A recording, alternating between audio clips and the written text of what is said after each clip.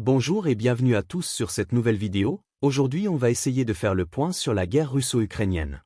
Cela va bientôt faire 3 ans et demi que les deux pays sont rentrés en conflit depuis l'invasion russe le 24 février 2022, qui est considérée comme la plus importante opération militaire en Europe depuis la fin de la Seconde Guerre mondiale. Cette invasion tant aérienne, maritime et terrestre a été lancée de nuit sur ordre de Vladimir Poutine, le président russe. Alors on en est où? Pour commencer, le Center for Strategic and International Studies a publié mardi 3 juin un nouveau bilan des morts et des blessés parmi les combattants russes et ukrainiens. Sans chiffres officiels, le think tank américain estime le nombre de victimes depuis le début du combat à 1 million côté russe, dont 250 000 morts et 400 000 blessés côté ukrainien, donc 60 000 à 100 000 morts. Au total, donc la guerre aurait fait 1,4 million de victimes parmi les combattants des deux camps. Des chiffres à prendre évidemment avec précaution, car Moscou de son côté sous-estime son nombre de morts et de blessés, quant à Kiev qui ne communique aucun bilan officiel. L'étude s'appuie sur des estimations faites entre autres par les gouvernements américains et britanniques.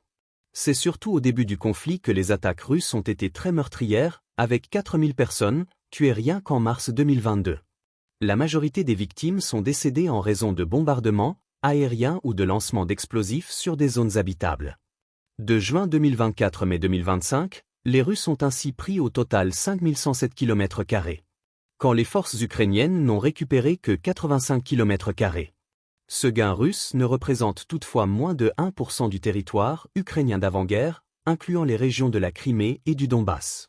En mai 2025, la Russie exerce un contrôle total ou partiel sur près de 19% du territoire ukrainien.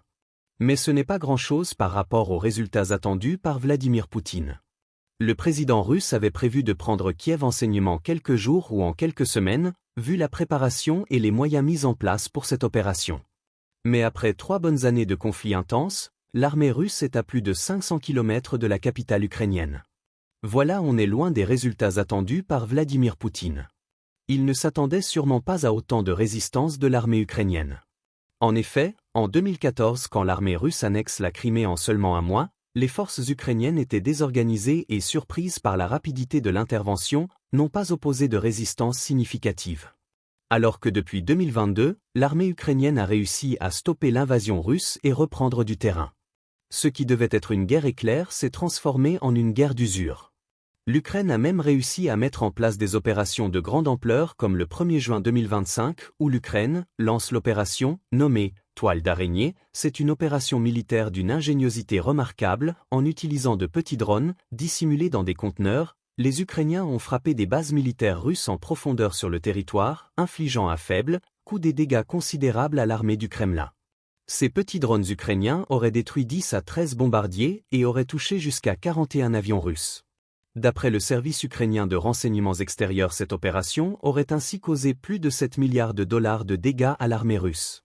Cette opération montre que même si les Ukrainiens ne sont pas dans une bonne posture, ils arrivent toujours à planifier des opérations de grande envergure.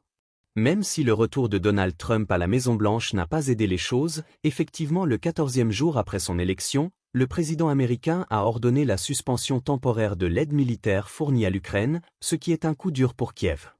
Car les États-Unis étaient le premier donateur, Washington avait apporté un total de 114,6 milliards d'euros d'aide à l'Ukraine depuis le début de l'invasion russe.